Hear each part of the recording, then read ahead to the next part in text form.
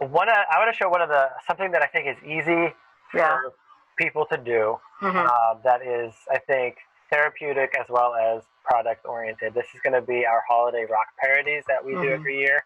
Oh, I have one too. Oh, okay.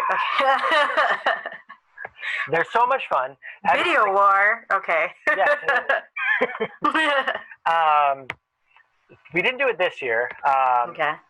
Well, we did an adaptation. We didn't put it out in public this year, just because we were trying to not do something that could get us flagged for copyright things, which is a whole separate, I think, topic, or a very quick one. Right. Do it, or do this, whatever. Just be willing to have your video flagged, basically. And if where you work, get them on board or get their opinions, and if they have lawyers, what their lawyers' opinions are. Mm-hmm. Which is why I think some things that we're showing on our Center's YouTube page is different than what we might have used to show, which is evolution, But the holiday rock parodies is something that it started years and years ago, just sort of doing it with like the kids' Dynavoxes or Tango devices, AAC devices to like fill in blanks, like rewriting pop songs or rock songs to be holiday related. Because I was tired of just having them fill in jingle bells. Yeah. And I was wanting to get a little more creative than that.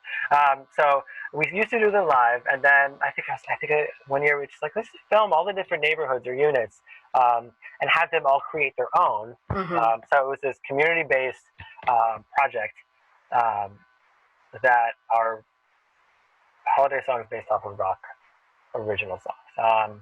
And then we write them, practice it, film it. Nice. In one take, just go for it. All the issues. It's also like I think stemmed from Jimmy Fallon's like the little instrument ones. The little instrument ones. Yes. Definitely inspired. A lot of my stuff is inspired by Jimmy Fallon, I think. He's a very creative video visually guy. Yeah. All right, here we go.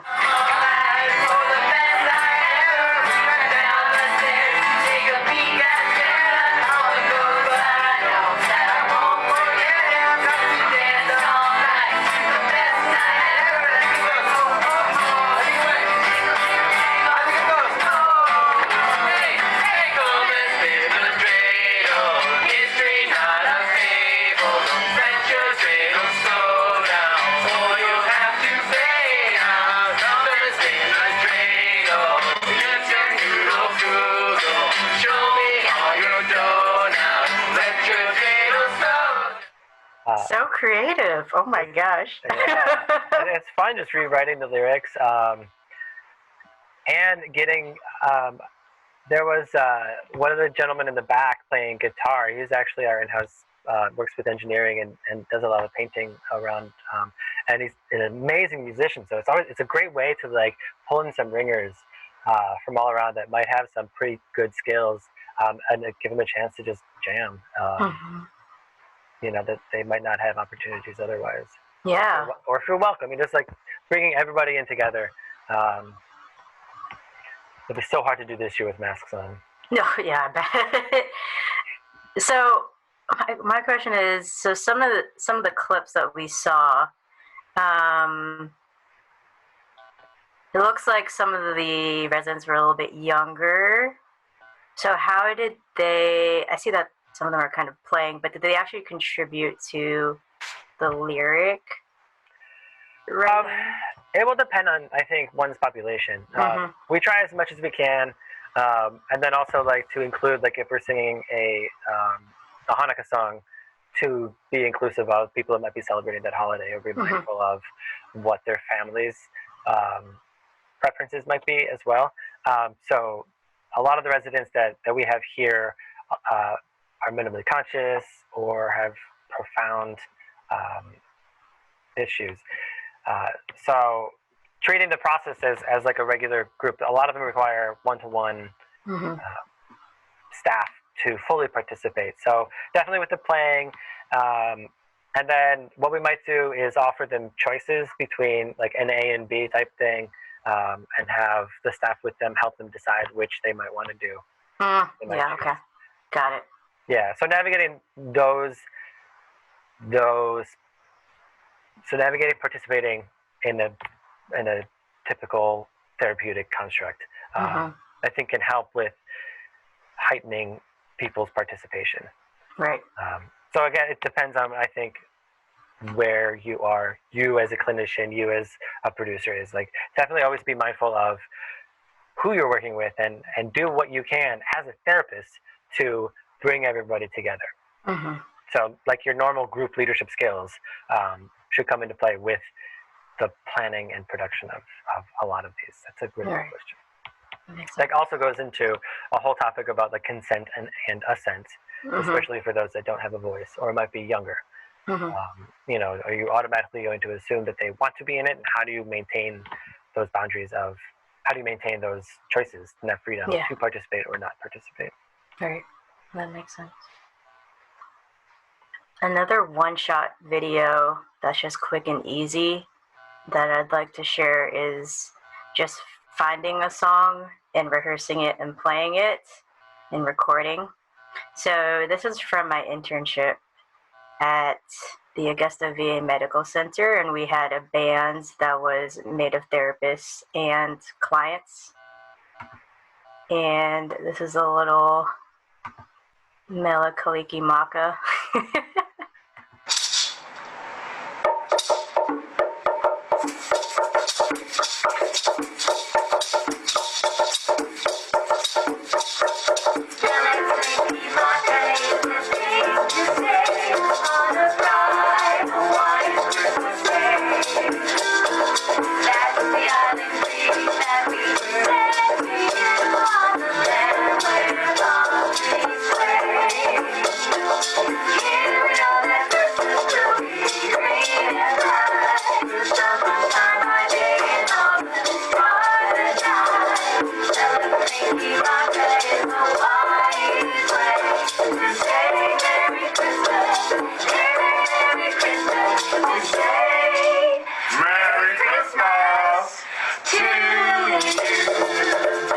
Love it.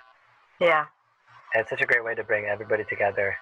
I like seeing you like hit record and then run into the Yeah. It's subtle, but I was like, oh, I see that. Yeah, it was just a really quick, we were working on rehearsing for a concert that we were putting on for the facility, and we were like, why don't we just make a video? Let's do it, and it can help, you know, promote the event, but also just be a fun thing to do.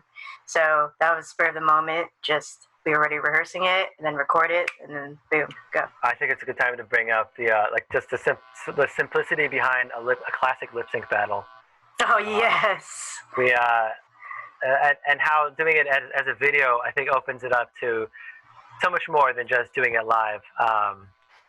So our lip sync battles, like you could do it live and as a group and people just lip sync, or you could set up a green screen behind and you could put pictures or the actual music video behind. Nice.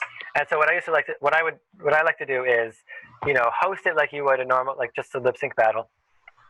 Set the camera up, but then have the green screen curtain behind, and then in post-production, fade in the original audio track. Because recording the audio from the microphone from a live performance, you know, it's going to have lots of other stuff there. Yes. Which is totally fine. But the lip sync battle is about lip syncing. So I sync it up and then have it with the video behind it. I think it just gives us like this dimensional quality to it that can be just really funny, really fun, really silly sometimes, or very, you know, however, you know. And then what's also good about doing it like that is that you could also record it separately and not have it live. So that way it's inclusive to everybody that might not be able to make it, to watch it live. So you could record it live, and then we hosted it and let people vote on it like for a week. Or one year we had to, because there were lots of neighborhood closures, I went to each neighborhood and recorded them all separately, and then put them all out at the same time, and people could watch them at their leisure, vote on them. Voting is optional, but it's kind of a nice, fun touch to it. Yeah. I'd gotten a 3D printer recently, and this past year when we did a holiday ones. I made this little 3D printed ugly sweater trophy. So you can have like a gag sort of bragging rights to the group that wins. Yes. So I think the one that I have is me and a resident, just hamming it up, just having fun. All right. Singing some Whitney Houston, I think. Whitney Houston. If I should stay, I would only be in your way, and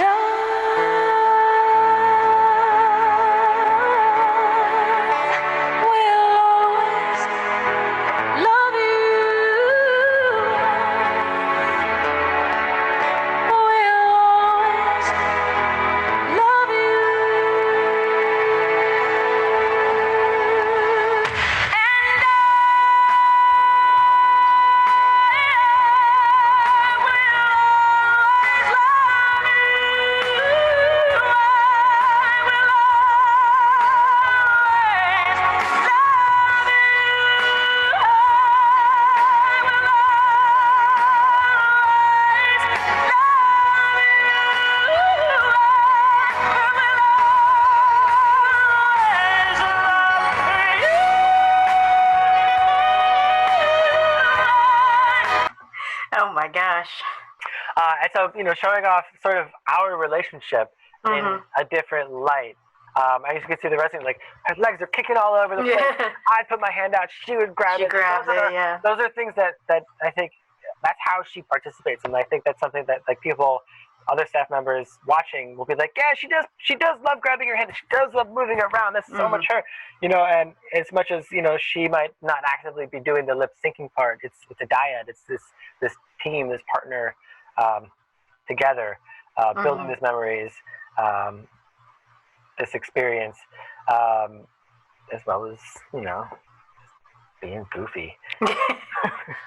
Yeah, it's so great. That was one of the first things I noticed was how, even though you were doing most of, the mouth moving, she was still participating by, like, reaching out and communicating in her own way. Yeah. Yeah. And one of the best rules that I think I came up with early on with these is, like, having people pick the song and then I will edit it down to like a minute and a half, because, like, there's nothing more awkward than a song that goes on too long. And everybody just loses steam. Like, I wanted it to be successful and fun and just boom, boom, boom, boom, without too much worrying or rehearsals. So, like, I mean, like, you guys pick a song, I'll edit it down, I'll give it back to you guys so you can rehearse it. Because I think, for them as staff members being able to rehearse, and the children, their attention to rehearsal that might not necessarily be therapy or therapeutic, more functional, that is not part of their therapy, to sort of make it as easy and setting them up for success. Because it's much easier to learn a minute and a half, or fake your way through a minute and a half than it is to a 3-minute long song. Like, we've all, like, been to karaoke bars where somebody tries to do that really, really hilarious song, but it's just way too long, and it's funny at first. American Pie. That one. Yeah. Yeah, Piano Man, you know them all. Yeah. So setting them up for success, I think, is setting participants and the anybody up for success. I think would be part of your job as this producer, and thinking of it in this therapeutic construct. You wouldn't go into therapy and try to set them up for failure. Yeah. Necessarily. I mean, I'm sure there's instances you want them to fail. It came out weird.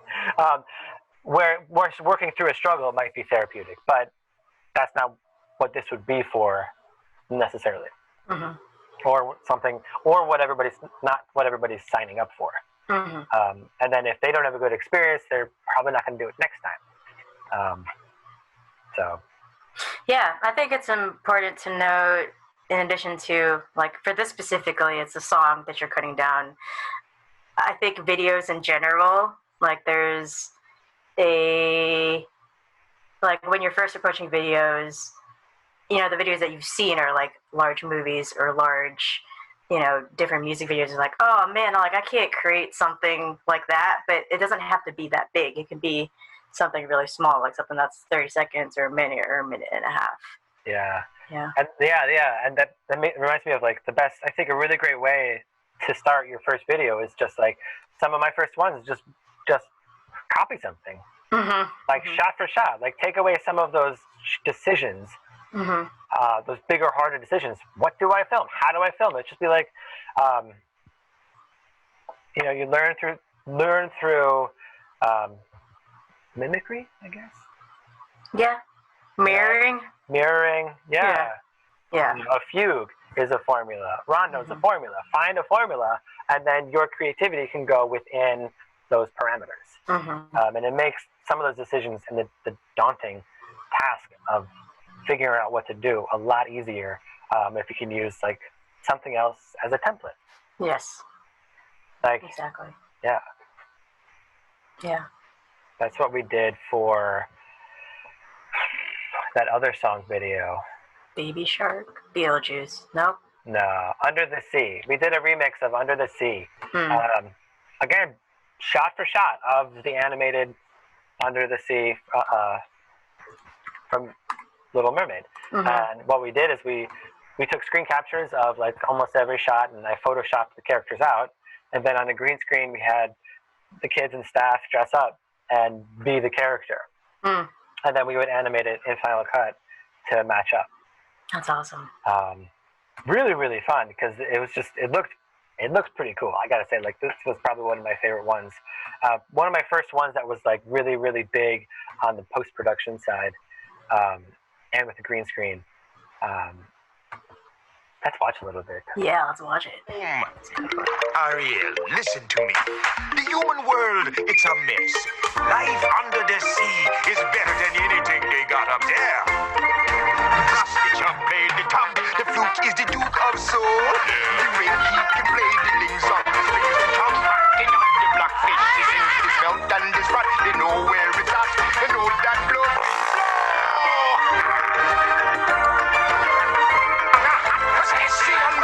Each little cloud here know how to jam here under the sea. Each little slug here cutting a rug here under the sea. Each little snail here know how to whale here. That's why it's hotter under the water. Yeah, we in luck here down in the muck here under the sea.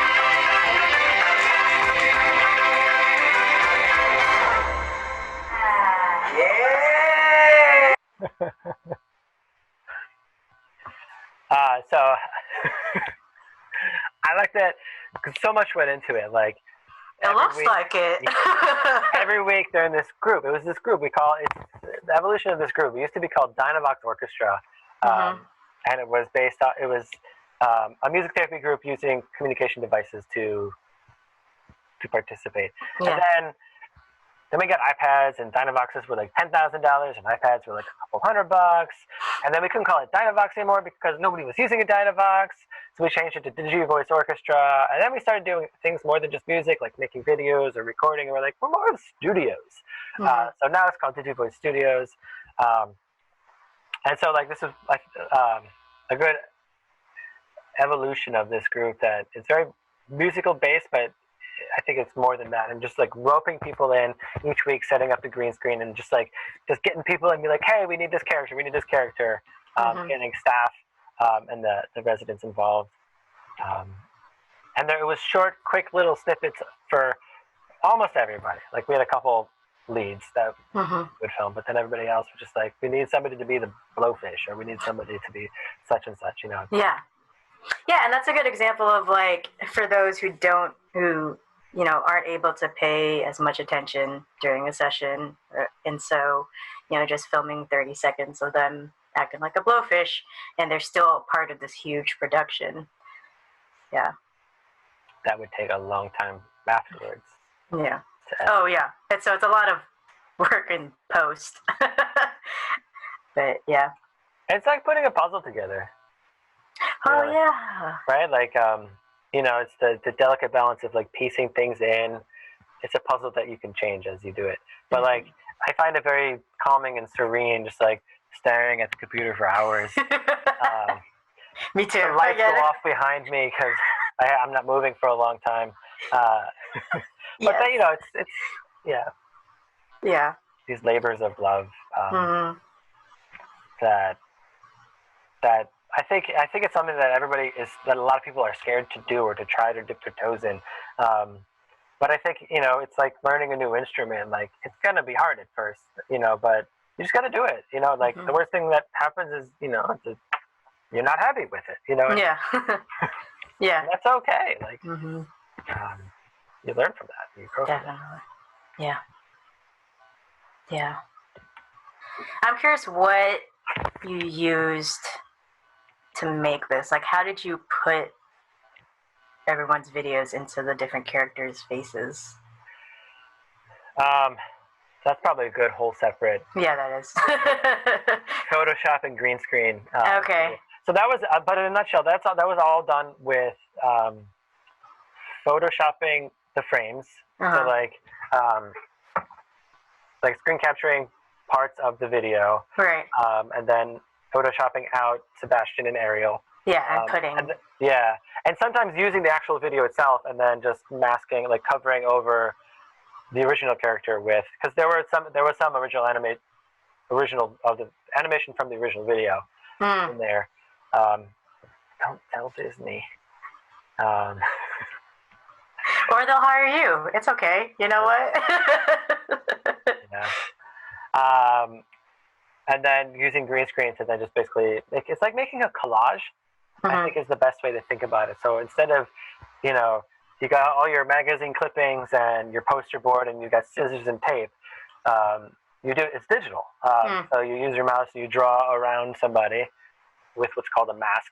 And it basically cuts them out, and then you treat that as its own little cutout. And on the computer, on the timeline, you say, at this point in time, be here, and then at this point in time, be over there. You got it. You animate in between. Yeah. And with green screen, basically, the idea behind it is the computer, you tell the computer, whatever's green or blue or whatever color your screen is, whatever is green, make it invisible. So it's basically like cutting it out. Yeah. So you got to make sure whoever's in the shot is not wearing the same color as the screen. Yeah, it's not very green. Yeah. Yeah. Well, that's what you want to do, because I have like this Green Man suit that the staff would put on, so then you just right there, yeah, okay. And then they stand in front of the green screen, and then it's just a floating head. Yeah. That makes sense. Lighting and getting the wrinkles out is really important. But that'll be in the green screen video. Yes.